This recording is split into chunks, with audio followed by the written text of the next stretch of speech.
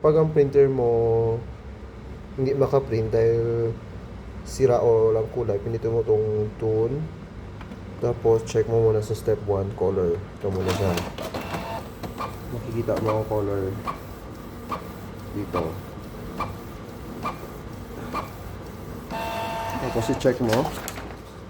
Okay. Pag for example ang black, hindi maganda ang pag-print ng black, makikita mo dito hindi siya maganda. So, putol. Ito din sa mga colors. So, ang gagawin mo ay pinutol mo naman itong tool.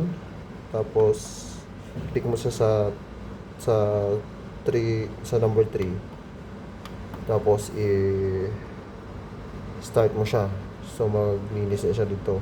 Pag hindi pa rin madala, i-click mo naman siya sa number 10. Pero number 10, amo na siya pinaka-strong niya. Kaso lang, damo mo ng ink na mabawasan niya.